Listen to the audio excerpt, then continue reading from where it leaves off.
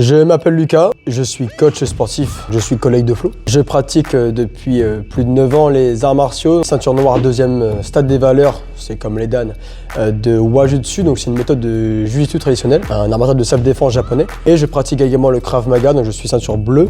Je vais passer dans quelques semaines ma ceinture marron. Donc aujourd'hui on va voir si le fait d'être musclé ça sert à pas se faire casser la gueule et à savoir se battre. On va bien rigoler. Donc là, je vais sortir de ma zone de confort puisque j'ai jamais fait de sport de combat. Je suis pas du tout combattant ni quoi que ce soit. Donc mettez un like pour m'encourager un petit peu. Abonnez-vous, activez la cloche et on est parti pour la vidéo. On commence par quoi du coup? D'abord un petit peu l'échauffement. Allez, échauffement.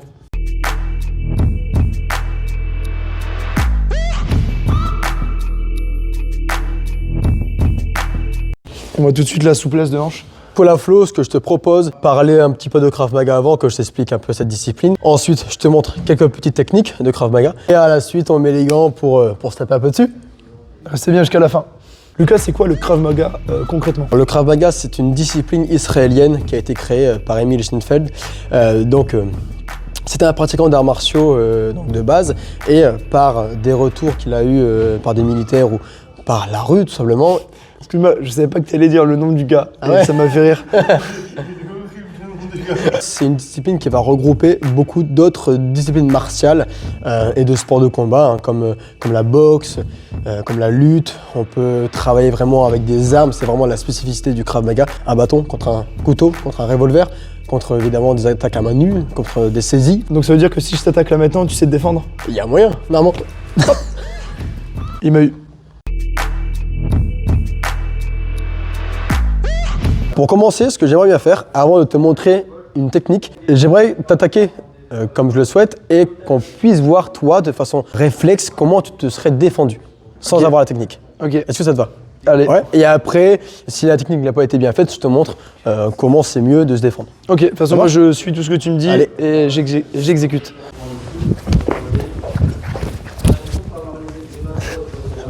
Est-ce que c'est bien? Alors, il y a un bon début, c'est que tu as mis tes mains vers l'avant. Et ça, on aime bien en Krav parce que comparé à une garde de boxe anglaise, par exemple, où on va avoir vraiment les mains assez proches du visage pour pouvoir bien se déplacer, Krav Maga, on va plutôt être dissuasif par des mains ouvertes. Donc, ouvrir ses mains, c'est bien. Et on voit qu'une fois que tu as les mains ouvertes devant, ça fait vraiment barrage par rapport à l'attaque qui peut arriver. Donc, automatiquement, tu as pu réussir à défendre un petit peu. Alors, j'ai été gentil, mais tu t'es fort penché vers l'arrière. Si je te rentrais vraiment dedans, je pense que soit tu tombais, soit tu t'en mangeais une. Tu te mets déjà en garde. Ça veut dire que tu vas être jambe gauche devant, être bien stable. Tu montes en position bien stable, tu vas monter tes mains. Maintenant, quand je vais envoyer un coup de poing, il faut essayer de ne pas bloquer avec la main. Pourquoi? Parce que la main, on va dire que c'est une petite partie, c'est assez petit, donc on peut facilement choper. Là, on va simplement se tourner pour mieux voir à la caméra. Wow. On regarde devant soi, on présente tout son avant-bras. Donc je suis ici, j'ai plus qu'à venir décaler avec l'avant-bras. Et donc en fait, on a une grande partie pour venir se défendre. On est ici, il m'attaque, il fait ce qu'il veut, quand il veut. Et moi, je vais simplement venir décaler et envoyer mon avant-bras, ok? Je vais envoyer un coup de poing, t'es prêt? Exactement. Si, on est ici. Et là, après, on se barre. Exactement. Okay. On se défend, on fait boum, bam, bam, boum, on peut se défendre et revenir, repartir derrière. C'est la finalité du Krav Maga, c'est de s'en aller au final. En fait, c'est ça, comparé à un sport de combat où on veut gagner un combat, le Krav Maga, on ne veut pas perdre. C'est dans la rue un petit peu. C'est ça, on veut éviter le combat à tout prix. Okay. Et si vraiment il est indispensable, on veut se défendre, on ne veut pas perdre. Et après, dès qu'on a la possibilité de courir, de partir, on part. Ok. Et toi, c'est quoi un peu ton parcours dans la discipline? Est-ce que, t'es compétiteur, mais tu peux nous en dire un peu plus? Donc au niveau du Krav Maga, donc ça fait un peu plus de 3 ans que je pratique. Donc comme j'ai dit tout à l'heure, ceinture bleue, bientôt marron je l'espère. Donc en effet, même si dans la pratique traditionnelle du Krav Maga, il n'y a pas de compétition, dans la fédération dans laquelle je pratique, il y a des compétitions. Donc en fait, je suis compétiteur. Et je ne fais pas du tout les compétitions pour avoir des titres, avoir vraiment, pouvoir dire je suis champion, parce que j'ai eu un titre de champion du monde là récemment. Okay. Mais voilà, ce n'est pas pour ça que je pratique cette discipline en compétition. C'est vraiment pour la mise en situation qui est faite en compétition. On a vraiment un agresseur en face qui a envie de marquer des points en frappant le plus fort possible avec les armes qui sont autorisées. Donc ça nous met vraiment en situation plutôt réelle. De stress. En tout cas, c'est ça. Ça nous met en situation avec un stress qui monte et puis la personne en face va aller à fond. Donc c'est quelque chose qui est totalement différent de ce qu'on peut faire dans un dojo. Donc c'est pour ça que je pratique en compétition. C'est vraiment pour acquérir plus de réflexes et être meilleur tout simplement. Ok, super. Et là, Lucas, je crois qu'il va nous faire tester des armes, c'est ça? En effet, comme je l'ai dit, le Krav Maga, c'est aussi se défendre contre bâton, couteau. Donc contre des armes, on commence par le bâton. On dirait une pub. Comme le coup de poing, je vais t'attaquer et tu vas me dire comment tu te serais défendu de façon naturelle, ok? Je vais te montrer ça. Là, je t'attaque de haut en bas. Donc t'es prêt? On est ici. On fait. Je prends la fuite. Continue. On refait? Ouais. C'est pas quoi faire. Ok. Ah, tu veux que je fasse quoi? Alors là, Flo, t'as eu un bon réflexe, mais aussi un mauvais. Je vais expliquer. Sur l'attaque, on voit que, bah évidemment, t'as reculé et tu t'es désaxé. Et j'avais pas du tout la garde en fait. Ça aussi. Donc en fait, t'as baissé les mains. Ça, c'est une première chose. Maintenant, t'as eu un beau réflexe, c'est de décaler. Donc on voit que le premier coup, en effet, alors, je suis pas allé à pleine vitesse, mais on voit que le premier coup, il a été esquivé. C'est bien, mais comme t'as reculé, t'as bien vu par la suite, c'est pour ça que j'ai recommencé, Faut enchaîner. qu'en fait, je t'enchaîne derrière. C'est que t'esquives, mais derrière, je vais pouvoir réenchaîner derrière. Et je vais être assez puissant. Ce désaxage, il est superbe, mais par contre, il faut jamais reculer sur un bâton. Le bâton, c'est long, je vais toujours t'avoir, ok? Donc sur un bâton, on va plutôt rentrer dedans. Redis, s'il te plaît. Hein? Redis, un bâton, c'est long, mais. Juste un gamin. C'est long, mais on va le rentrer dedans. Bah ouais. Un bâton, c'est assez long, donc j'aurai toujours une bonne amplitude pour te toucher. Le bâton, c'est assez long, donc j'aurai toujours une très bonne amplitude. Et si tu l'esquives en reculant, je vais pouvoir très facilement revenir te taper. Ok. Donc, on va essayer de rentrer dans le bâton, rentrer dans la garde et dans l'attaque. Je m'explique. Tu veux, attends, on va essayer d'entrer dans le bâton, frère. Là, tu vas vraiment m'attaquer en gros, parce qu'il y a plein de différentes techniques, mais de haut en bas, tu vois. Ou alors diagonale, un peu comme tu veux, je m'en fous. Un truc comme ça. On peut y aller à pleine balle. Mais il faut jouer le jeu. T'imagines que t'es un vrai agresseur, tu vas pas faire un petit coup comme ça, quoi. Tu vas chercher à vraiment aller vers le bas. Donc essaye de vraiment aller vers le bas. Ça marche? Si. Ok. Donc il va forcément armer vers l'arrière. Donc je vois de où l'attaque va partir. Tu vas pas le laisser armer en fait. Exactement. Donc en fait, dès que je le vois armer, c'est là où il faut que je rentre dedans. Fois je suis en garde, je vois qu'il arme, je rentre dedans avec les mains qui protègent ma tête. Et après, je vais enrouler son bras. Je ne le laisse pas partir. J'ai enroulé son bras. Là, je me protège parce que s'il me met un coup de boule, je suis protégé. Essaye de me mettre un coup de boule. C'est Il pas est grave. protégé. Et si j'ai envie, boum, un petit coup de coude au niveau de la glotte. Et là, je peux venir finir en coup de genou au niveau des parties. Et à la fin, boum, je désarme pour récupérer le bâton. Et après, il retape, moi je rentre. C'est une boucle. Non, quand ça s'est défendu, on va pas réattaquer derrière. Ah, ok, c'est super intéressant. J'essaye. Ouais. Tu t'es déjà fait agresser avec un bâton avec des armes ou pas? Jamais. Heureusement, Heureusement. ça m'est jamais arrivé. J'espère que ça m'arrivera pas. Mais voilà, on verra bien. On est ici. Ok. Très bien. Ok. Ah, j'ai compris un petit peu. Parfait. J'ai essayé de penser à la deuxième étape. La troisième, elle est venue après, mais c'est pas évident en tout cas. Hein. C'est vraiment. Mais en tout cas, là, c'est très bien. Pour c'est une pas mal. première fois, c'est très bien. C'est bizarre, mais c'est bien. Quand on est en mode blanche contre un couteau, je tiens à dire qu'évidemment, c'est très compliqué de se défendre contre un couteau. Quand on arme en général, mais un couteau encore plus. Les grands experts le disent, souvent à 99% de chance, on est touché, on va avoir du mal à se défendre. Attaque une soirée comme tu as envie de faire. C'est bon? Ouais, quand tu veux. Ok. Je suis mort. C'est l'agresseur agressé.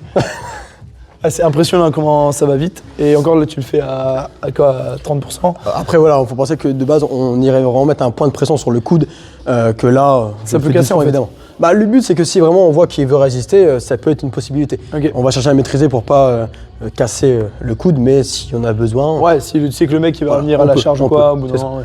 Ok. C'est impressionnant. Voilà, comme ça vous avez vu une petite technique, et puis mais le couteau, encore une fois, c'est très compliqué. Du coup, Flo, pour finir, comme on l'a dit, on va mettre les gants, ok? J'ai prévu de boxer avec des gros gants afin de pas trop se faire mal, hein, vu que t'as pas l'habitude. Et donc, à savoir que quand on boxe en pied-point en Krav Maga, on autorise les coups aux parties, contrôlés évidemment. On autorise les coups de coude, les coups de genoux aux parties. Voilà, on peut vraiment faire quelque chose de très complet. Il n'a pas de coquille, donc aujourd'hui, on fera que du pied-point. Sinon, est-ce que tu as déjà boxé? On a fait un cycle en STAPS. Moi j'ai fait études de STAPS, donc on a fait un cycle de boxe Boxe française, mais clairement c'était pas mon fort et je pense être très nul dedans, mais on est là pour se challenger, sortir de son confort. On va voir ce que ça donne. C'est le but. Ouais. Et ça tombe, j'aurai une belle surprise et que tu vas en mettre des belles. Hein. Ou alors je vais m'en prendre que des belles et là il y aura pas de surprise.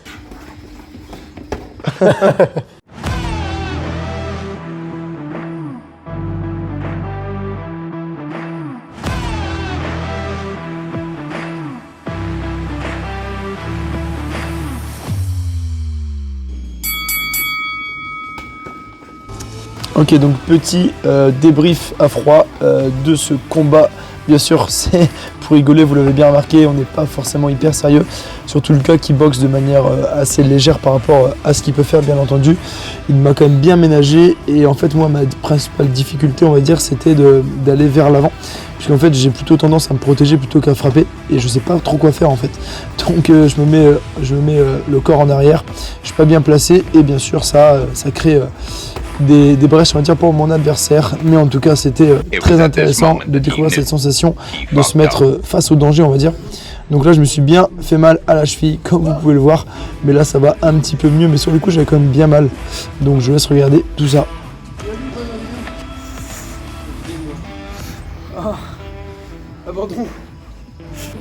Bon, bien sûr, après, on est reparti.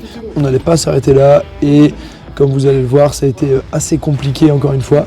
Mais en tout cas, je remercie encore Lucas de ne pas avoir été trop méchant et de ne pas m'avoir cartonné plus que ça.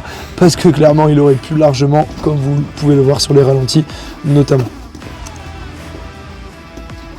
La difficulté aussi, j'ai trouvé, c'était vraiment tout ce qui était proprioception. Pour moi qui n'ai pas du tout l'habitude d'être dans cette situation, j'avais, on va dire, cette difficulté de bien me repérer dans l'espace, savoir entre guillemets où j'étais. Vous comprenez quand je dis ça, bien sûr, je sais que je suis en face de Lucas et que je tiens debout, mais j'ai du mal en fait à me situer vraiment dans l'espace précisément. Et puisque tout simplement, je n'ai pas l'habitude, mais en tout cas, c'était un très bon test à réaliser.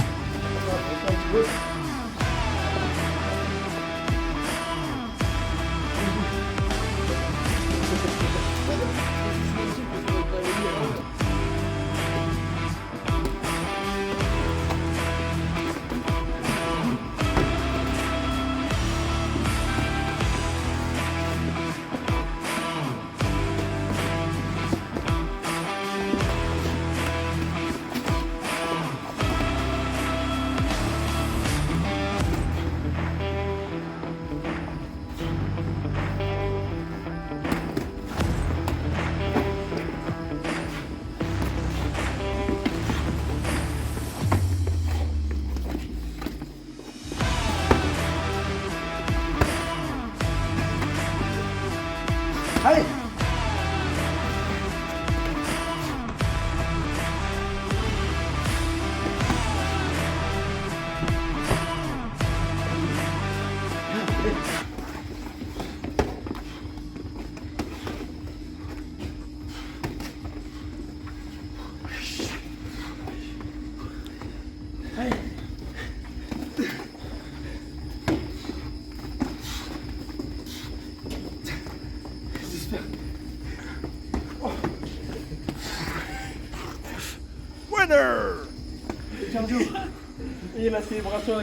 Bon, vous l'avez vu, je me suis fait casser la figure par Lucas. Lucas, merci à toi. Merci Flo. Je le remercie, donc c'est cool. Mais en tout cas, j'espère que la vidéo vous a plu. Vous l'avez vu, je suis complètement sorti de ma zone de confort puisque, vous le savez, moi je suis pratiquant de muscu.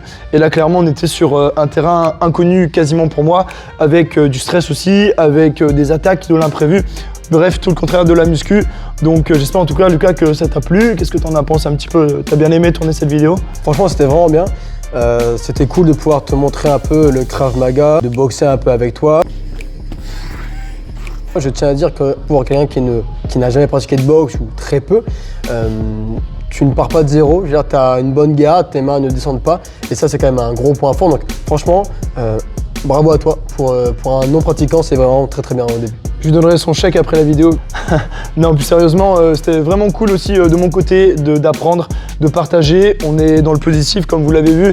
Lucas, il aurait pu m'enchaîner 100 fois et il l'a pas fait. Il est resté bien sûr bienveillant et bien sûr, c'est avec ce type d'entourage que je conseille de toute façon de vous entraîner et d'évoluer. Sinon, ça sert à rien. Donc bien sûr, souvent, on pense que en étant musclé, on va plus facilement savoir se battre. Certes, on a plus de force, on a plus d'impact et encore parce qu'au final, on a moins de vitesse aussi. Bref, c'est pas mal de... C'est un sujet à part entière, mais ça fait bien sûr pas tout et vous l'avez clairement vu lors de cette vidéo. En tout cas, merci encore à toi et il me semble que tu vas nous parler un petit peu aussi du logo que tu as sur le t-shirt du club de karaté de Boulogne-sur-Mer. Est-ce que tu peux nous dire un petit mot là-dessus? Oui, en effet, donc c'est là où je pratique le Krav Maga. Donc c'est un club de karaté Krav Maga. Donc voilà, les deux disciplines dedans. Ceux qui sont intéressés pour essayer le Krav Maga, eh ben, je vous conseille de venir essayer au club de Boulogne-sur-Mer. vous y serez très bien accueillis. On a des adhérents très cool, les enseignants vraiment aussi expérimentés et très compétents. Donc voilà, n'hésitez pas à venir essayer au club. Ok, top. Donc si vous êtes de la région, foncez. Et moi, ce que je te propose, Lucas, parce que là, on était sur ton terrain, à l'opposé du mien, comme on a dit, et ce que je te propose, c'est un petit défi. À mon tour, j'ai envie de t'affronter sur la chaîne. Un défi spécial musculation. Est-ce que ça t'intéresse?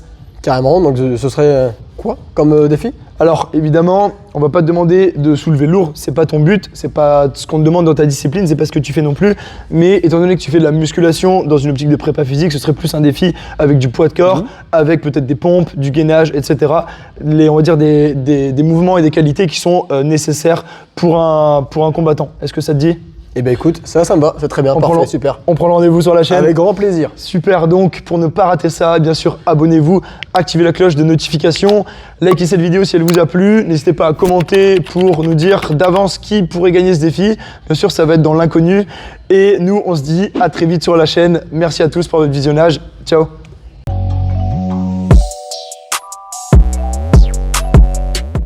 T'es en train de te faire agresser, on veut éviter le combat. Si tu commences à fermer les poings, Je suis un boxeur, moi. pour étrangler. Je fais un zoom sur ma tête. Miniature.